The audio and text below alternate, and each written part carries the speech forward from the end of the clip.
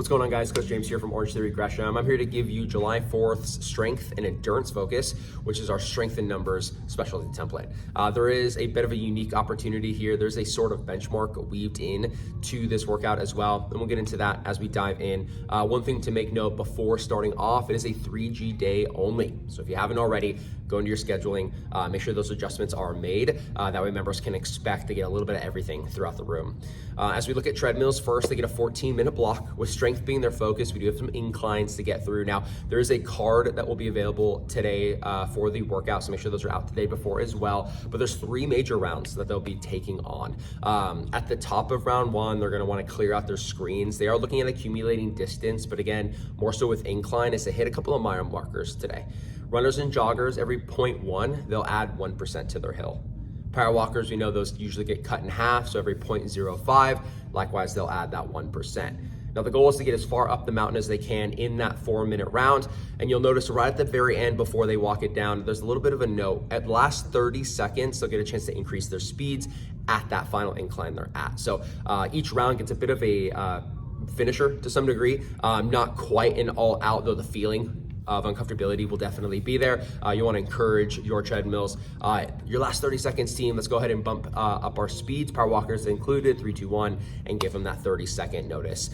With that 1-minute walking recovery in flat road, they get to bring it down. Definitely want to share empathy with your treads. Those inclines are only going to get higher, moving in around 2 and around 3 as they pick up where they left off. So encouraging those deep breaths, hands on hips or above the head, couple of points down in that heart rate response so they can find the courage to keep on going up those hills. Now, we know that their speeds are going to take a bit of a hit, so encourage members to maybe start in that elevated base, maybe push reins at the end of the day. It is up to them, but as they get higher and higher, make note that speed will have to be sacrificed from time to time, which are where those little 30-second bouts at the end of each round get their opportunity to kind of sneak back in there. Their finisher, again, final 30 seconds by end of round 3 to kind of give a little bit more at that final incline that they meet at today.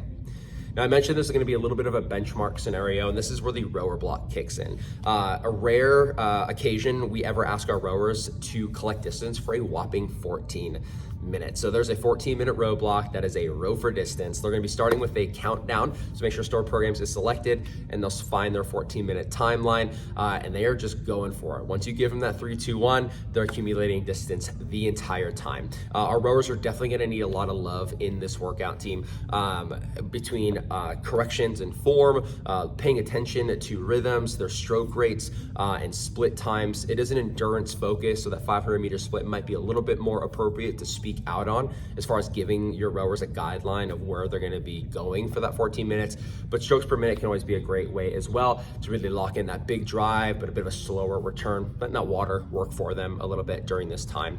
At the end of the 14 minutes and the block is over, as they transition, encourage your rowers to log their total distance into the challenge tracker. That is a nationwide opportunity to kind of see where they stand as individuals, both within the classroom and amongst Orange Theory as a whole. So definitely want to encourage your members to have fun with it, although it is a tough thing to do. Once again, cheering them on, setting them up for success with the do's and don'ts is going to be a massive thing to pay attention to.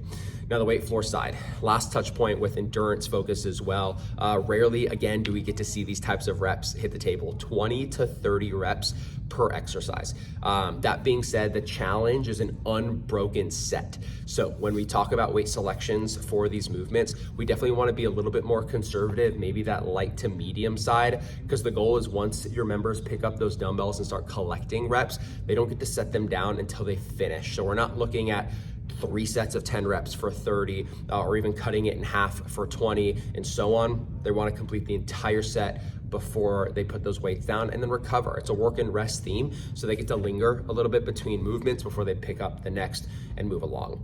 At the very end of the weight floor round, you'll notice the last exercise is actually an isolation. It's a high plank hold until they're ready to begin the next round and start back at that squat to calf raise. So keep that in mind. Again, encourage your members to hold it as much as they can. They can always elevate their hands on the bench. Remember your options. Just have them ready. There's not a ton of moving parts, but they will be moving a lot through this block. As as far as finishers are concerned for the floor, increasing intensity for those last 30 seconds is what they're gonna wanna do, whether that's adding more reps towards the end of that last set or maybe increasing weight selections towards the end as well to finish with a bang, if you will. This is our July 4th Strength in Numbers workout team. I hope you have a chance to maybe take the class. If you do, maybe you have the day off and you're just celebrating and having a good time with friends and family. Either way, if you're in the studio, keep the music loud, enjoy your time, and God bless America.